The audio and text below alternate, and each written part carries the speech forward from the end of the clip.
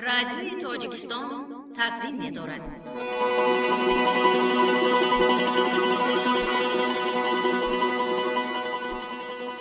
من چی گویم وصف آن عالی جناب؟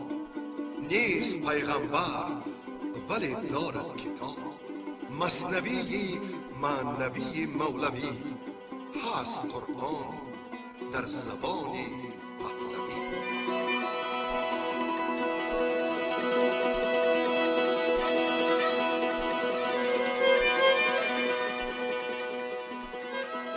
مثنوی معنوی. مثنوی معنوی.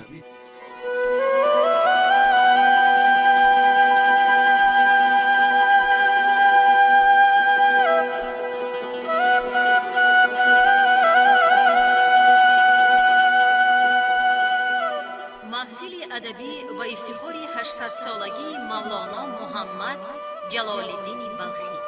صدر محفل حاجی اسماعیل پیر محمد زاده.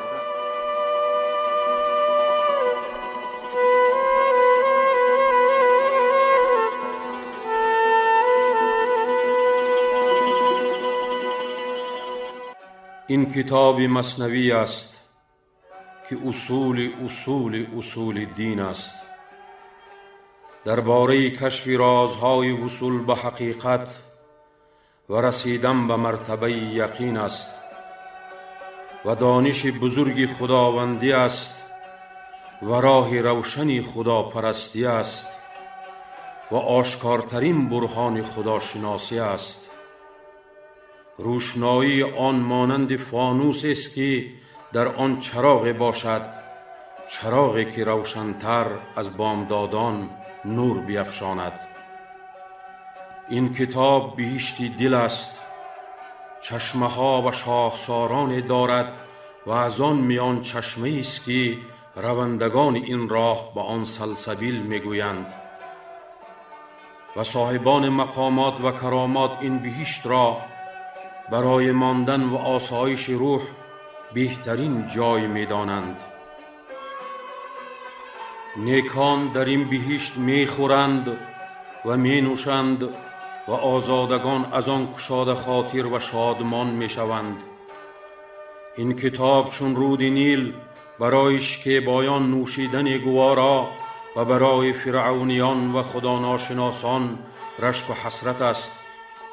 چنان که در کلام خدا میخوانیم با آن بسیار از کسان را گمراه میکند و بسیاری را به راه می آورد و این کتاب درمان سینه های دردمند است و زداینده زنگ های اندوه و رازگشای قرآن و فراوان کننده روزی های معنوی و موجب پاکسازی خوی آدمیان و شرط آنکه در دست پیامگزاران بزرگوار و نکوکار باشد که نگذارند جز پاکان کسی به آن دست بزند و بدانند که این فرود آمده از سوی پروردگار جهانیان است و پیش از آن یا پس از آن هیچ سخنی دیگری آن را دگرگون یا منسوخ نخواهد کرد.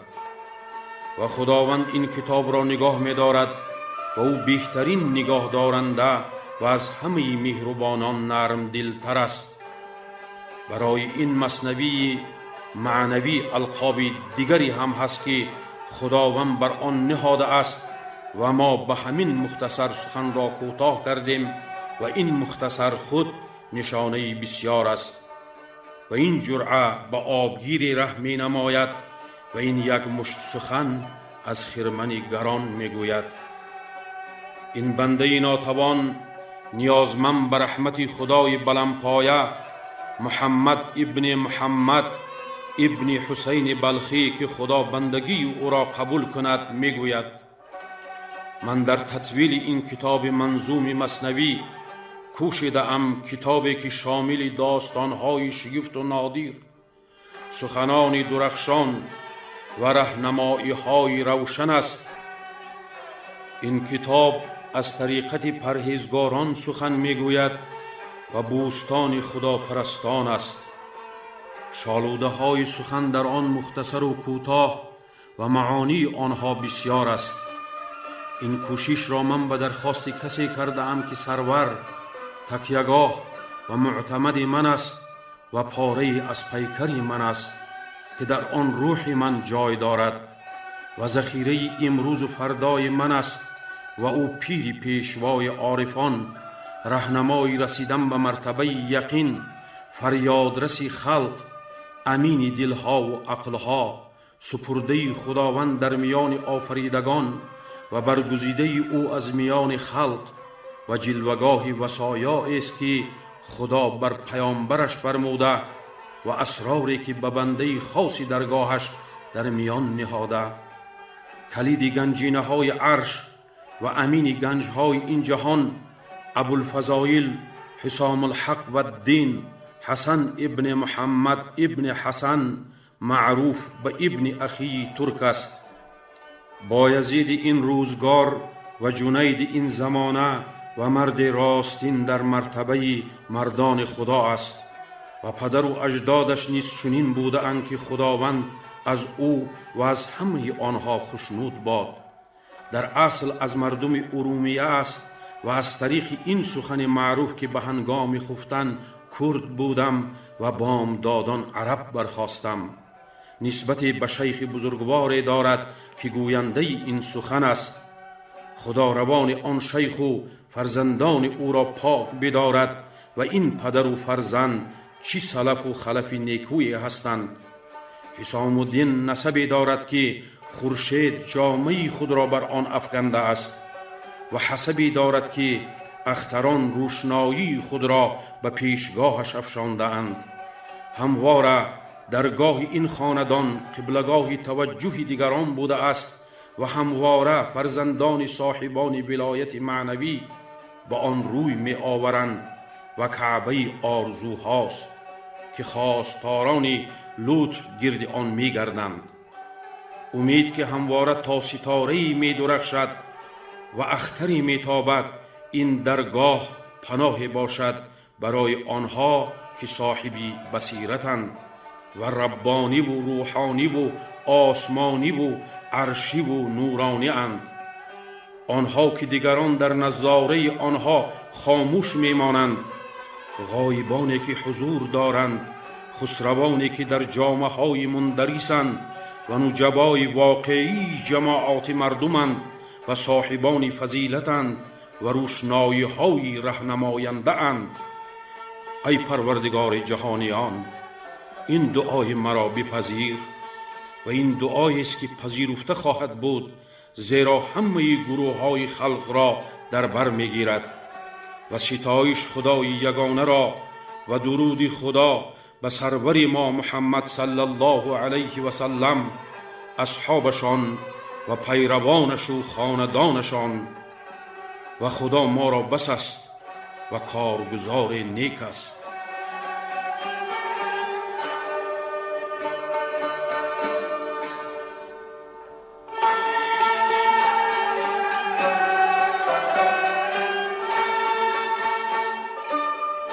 شنوندگان نهایت گرامی قدر، پیش از سرشوی خوانش مثنوی معنوی از استادش شیخ برهان الدین محقق ترمذی که مولانا در حق ایشان فرموده دارد: پخته گرد و از تغییر دور شو، همچو برهان محقق نور شو. و از پیر معنویش شمس الدین محمد علی بن ملکزاد، معروف و مشهور به شمس تبریزی قدس سیروه، چون حدیث روی شمس الدین رسید، شمس چارم آسمان سر در کشید. انت مولا القوم من لا یشتهی، قد ردا کلا لئن لم ینتهی. و رهروان این شاهراه میدان طریقت را مولانا حواله به شاگرد بزرگوارش حسام الدین ابن اخی ترکی که پس از مرگ شاگرد دیگرش صلاح الدین زرکوب مایه الهامات مولانا گردیده بود، مولانا مصلحت می دهد: رهندانی جانب این سور و عرس، از ضیاء الحق حسام الدین بپرس. ای ضیاء الحق سام دین توی که گذشت از مه به نورت مثنوی و به فاتحه پیر طریقت مولانا جامی وارد خزینه اسرار مولانای بلخی می گردیم. من چه گویم؟ وصفیان عالی جناب، نیست پیغمبر ولی دارد کتاب. مثنوی معنوی مولوی هست قرآن در زبان پهلوی. مولوی بلخ حکایت می کند، از جدایی ها شکایت می کند. با لبی دمساز خود گر جفتمی، همچو نی من گفتنی ها گفتمی. به شرابخانه و عشقخانه مولوی داخل می شویم. اینجا شراب نوش از انگور نیست و ره نوشیدنش از گلو نیست. شراب عشق نبود زاب انگور، ره نوشیدنش هم از گلو نیست. از این پیمانه و جام و سبوها، غرض پیمانه و جام و سبو نیست. بدان معنا که عارف زلف گوید، غرض بر پیچ و تابی هیچ مو نیست. زبان عارفان را اصطلاح است که جز عارف کسی را گفتگو نیست. اکنون آغاز میکنیم به خواندن مثنوی معنوی. خواننده ها نظر یزدانی، شرافت عبدالنظر، خیرالله ابراهیم و حاجی اسماعیل پیر محمد زاده.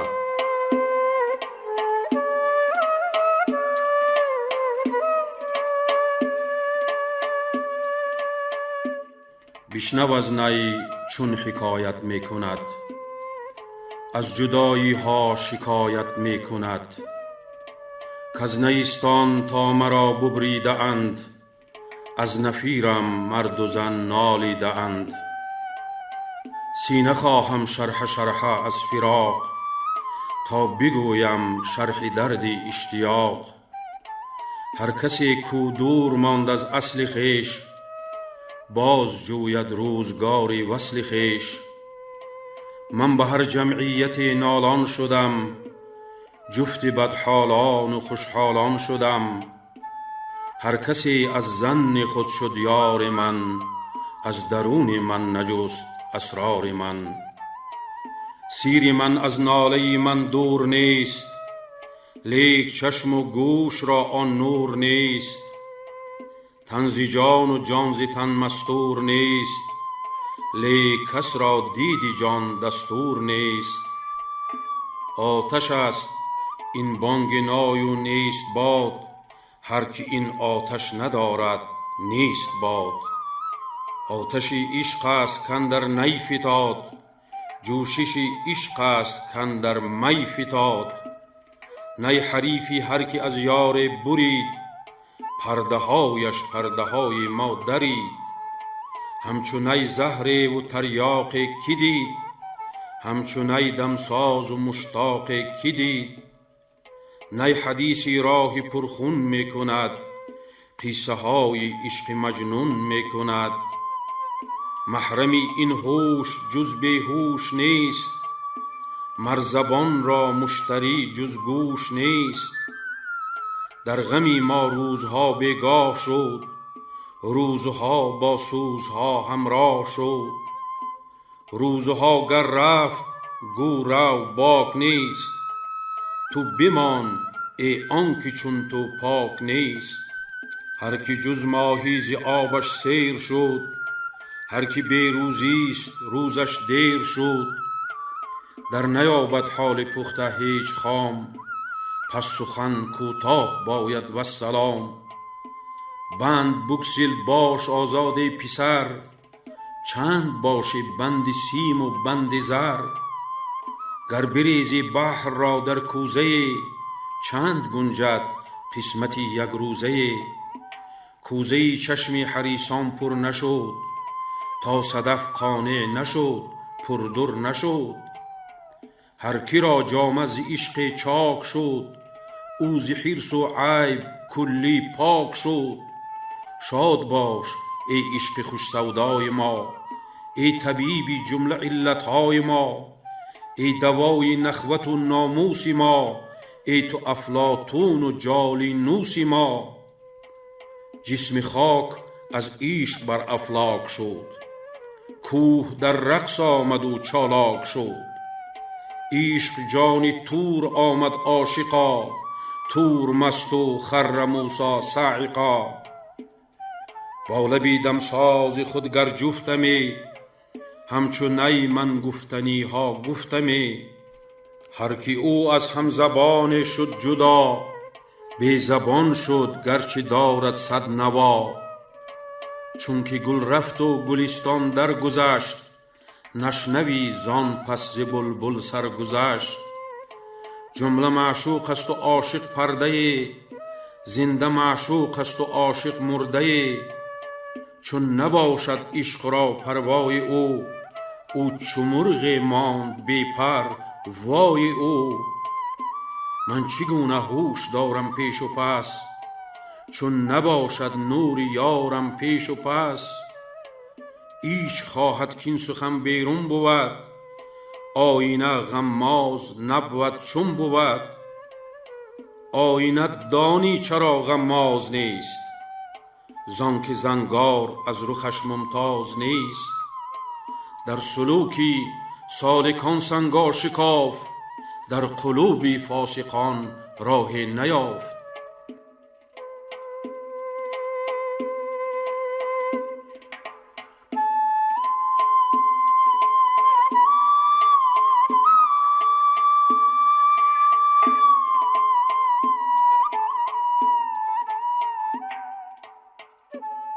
عاشق شدن پادشاه بر کنیزک رنجور و تدبیر کردن در صحت او.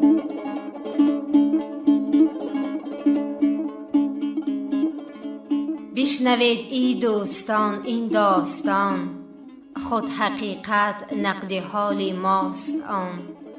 بود شاه در زمان پیش از این، ملک دنیا بودش و هم ملک دین. اتفاقا شاه روزه شد سوار، با خواص خویش از بهر شکار. یک کنیزک دید شه بر شاه راه، شد غلامی آن کنیزک پادشاه. مرغ جانش در قفس چون می تپید، داد مال و آن کنیزک را خرید. چون خرید او را و برخوردار شد، آن کنیزک از قضا بیمار شد. آن یکی خر داشت پالانش نبود، یافت پالان گرگ خر را در ربود. کوزه بودش آب می نامد به دست، آب را چون یافت خود کوزه شکست. شه طبیبان جمع کرد از چپ و راست، گفت جان هر دو در دستی شماست. جان من سهل است، جانی جانم اوست. دردمند و خسته ام، درمانم اوست. هر که درمان کرد مر جان مرا، برد گنج و در و مرجان مرا. جمله گفتندش که جان بازی کنیم، فهم گیرد آریم و انبازی کنیم. هر یکی از ما مسیحی عالمی است، هر علم را در کف ما مرهمی است. گر خدا خواهد نگفتند از بتر، پس خدا بنمودشان عجزی بشر. ترک استثنا مرادم کسوت است، نه همین گفتن که عاریض حالت است. ای بسا ناورده استثنا بگفت، جان او با جان استثناست جفت. هرچی کردند از علاج و از دوا، گشت رنج افزون و حاجت ناروا. آن کنیزک از مرض چون موی شد، چشم شه از اشک خون چون جوی شد. از قضا سرکنگوبین صفرا فزود، روغن بادام خشکی می نمود. از هلیله قبض شد، اطلاق رفت، آب آتش را مدد شد همچو نفت.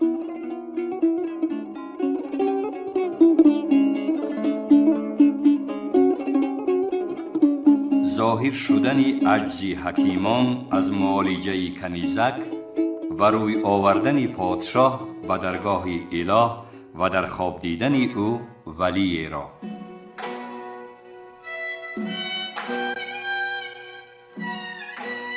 شه چو عجز آن حکیمان را بدید، پابرهنه جانب مسجد دوید. رفت در مسجد سوی محراب شد، سجدگاه از اشک شه پر آب شد. چون به خویش آمد ز غرقاب فنا، خوش زبان بگشاد بر مدح و دعا. که ای کمینه بخششت ملکی جهان، من چه گویم چون تو میدانی نهان. ای همیشه حاجتی ما را پناه، باری دیگر ما غلط کردیم راه. لیک گفتی گرچه میدانم سیرت، زود هم پیدا کنش بر ظاهرت.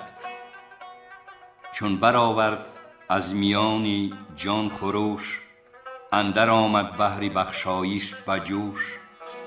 در میانی گریه خوابش در ربود، دید در خواب او که پیر رو نمود.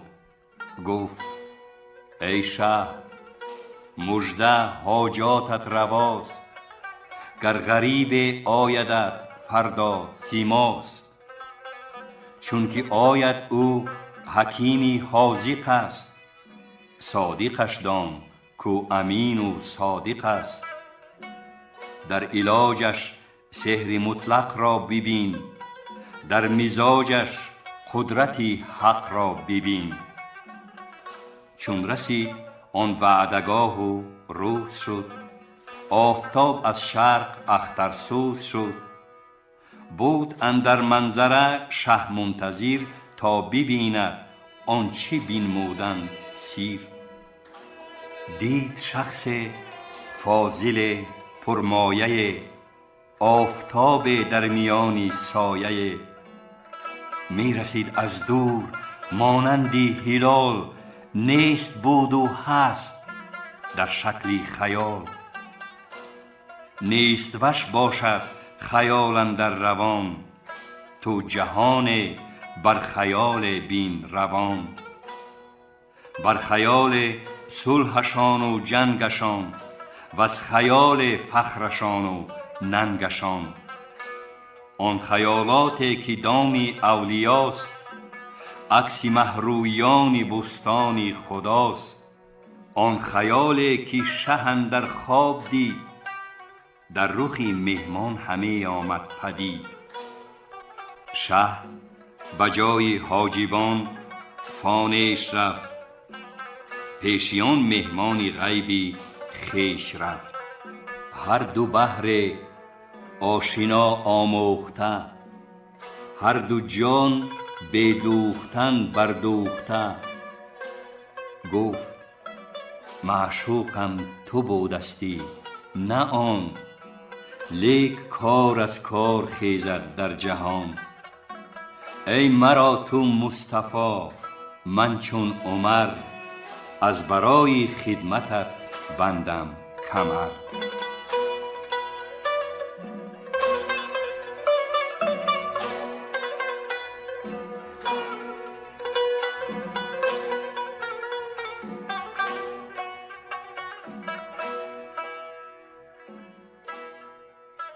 از خداوند ولی التوفیق در خواستن توفیق رعایت ادب در همه حالها و بیان کردن وخامت ضررهای بی‌ادبی.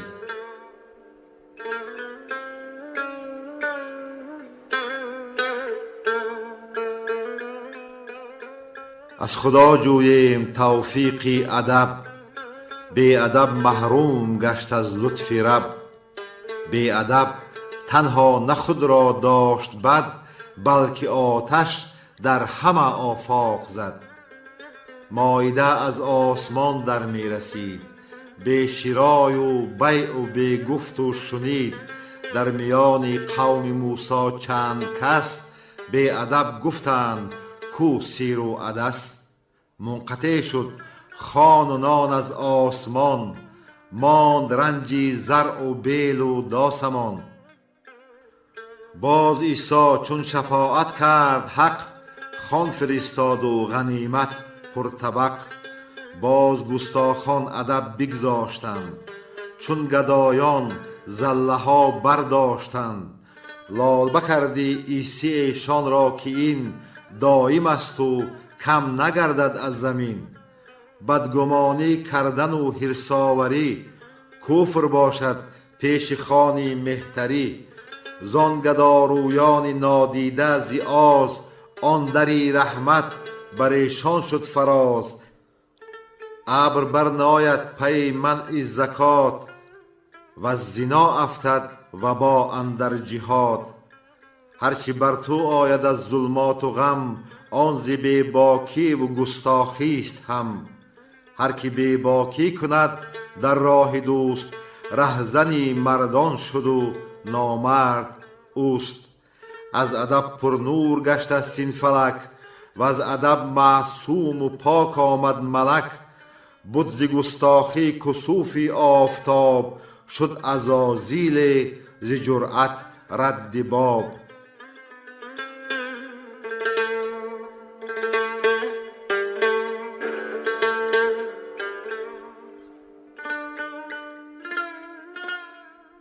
ملاقات پادشاه با آن ولی که در خوابش نمودند.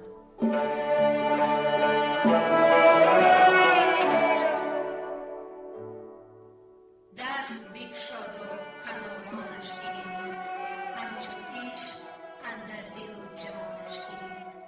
دست و پیشانیش بوسیدن گرفت، و از مقام و راه پرسیدن گرفت.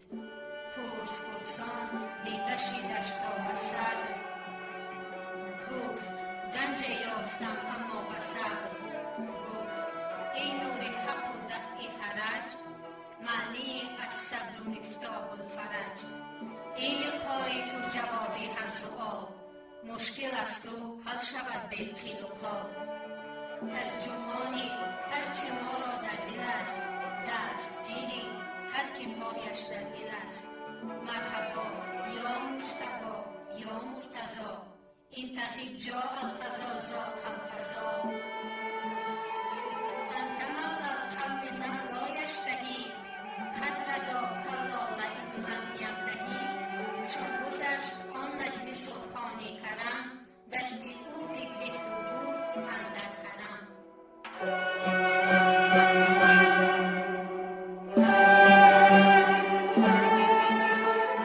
بردن پادشاه آن طبیب را بر سر بیمار، تا حال او را ببیند.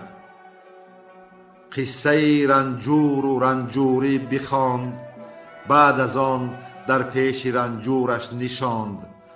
رنگ و روی و نبض و قاروره بدید، هم علاماتش هم اسبابش شنید. گفت هر دارو که ایشان کردند، آن امارت نیست ویران کردند. بی خبر بودند از حال درون، استعیذ الله مما یفترون. دید رنج و کش شد بر وی نهفت، لیک پنهان کرد و با سلطان نگفت. رنجش از صفرا و از سودا نبود، بوی هر هیزم پدید آید ز دود. دید از زاریش کو زاری دل است، تن خوش است و او گرفتاری دل است. عاشقی پیداست از زاری دل، نیست بیماری چو بیماری دل. علتی عاشق ز علتها جداست، عشق استرلاب اسرار خداست. عاشقی گر زین سر و گر زان سر است، عاقبت ما را بدان سر رهبر است. هرچی گویم عشق را شرح و بیان، چون به عشق آیم خجل باشم از آن. گرچه تفسیری زبان روشنگر است، لیک عشقی بی زبان روشنتر است. چون قلم اندر نوشتن می شتافت، چون به عشق آمد قلم بر خود شکافت. عقل در شرحش چو خر در گل بخفت، شرح عشق و عاشقی هم عشق گفت. آفتاب آمد دلیلی آفتاب، گر دلیلت باید از وی رو متاب. از ورر سایه نشان می دهد، شمس هر دم نور جان می دهد. سایه خواب آرد تو را همچون سمر، چون برآید شمس این شق القمر. خود غریبی در جهان چون شمس نیست، شمس جان باقی است او را امس نیست. شمس در خارج اگرچه هست فرد، می توان هم مثل او تصویر کرد. لیک شمسی که از او شد هست اسیر، نبودش در ذهن و در خارج نظیر. در تصور ذات او را کنج کو، تا در آید در تصور مثل او. چون حدیثی روی شمس الدین رسید، شمس چارم آسمان سر در کشید. واجب آید چون که آمد نام او، شرح کردن رمزی از این عام او. این نفس جان دامنم بردافته است، بوی پیراهان یوسف یافته است. که از برای حق صحبت سالها، بازگو حال از آن خوشحالها. تا زمین و آسمان خندان شود، عقل و روح و دیده صد چندان شود. لا تکلفنی فانی فی الفنا، کلت افهامی فلا احصی ثنا. کل شیء قاله غیر المفق، این تکلف او تسلف لا یلق. من چی گویم یک رگم هوشیار نیست، شرح آن یاری که او را یار نیست. شرح این هجران و این خون جگر، این زمان بگذار تا وقتی دیگر.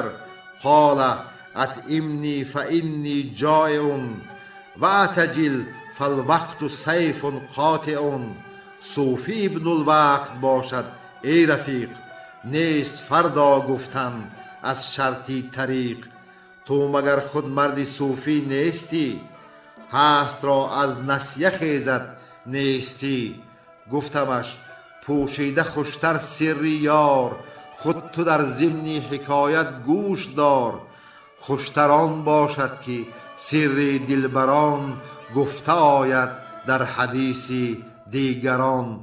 گفت مکشوف و برهنه گوی این، آشکارا به که پنهان ذکر دین. پرده بردار و برهنه گو که من، می نخسبم با صنم با پیرهن. گفتم ار عریان شود او در عیان، نه تو مانی نه کنارت نه میان. آرزو می خواه لیک اندازه خواه، بر نتابد کوه را یک برگی کاه. آفتابی کز وی این عالم فروخت، اندکی گر پیش آید جمله سوخت. فتنه و آشوب و خونریزی مجوی، بیش از این از شمس تبریزی مگوی. این ندارد داخل از آغاز گوی، رو تمام این حکایت بازگوی.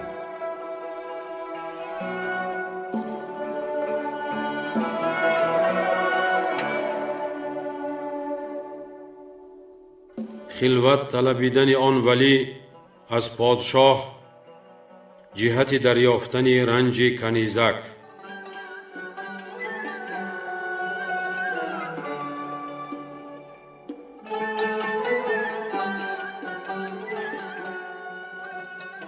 گفت ای شه خلوتی کن خانه را، دور کن هم خویش و هم بیگانه را.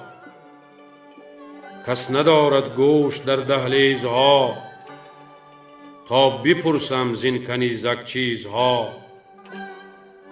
خانه خالی ماند و یک دیار نه، جز طبیب و جز همان بیمار نه.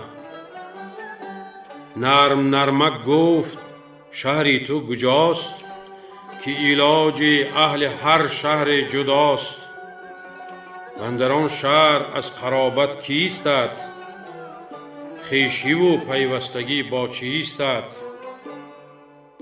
دست بر نبضش نهاد و یک به یک باز می پرسید از جوری فلک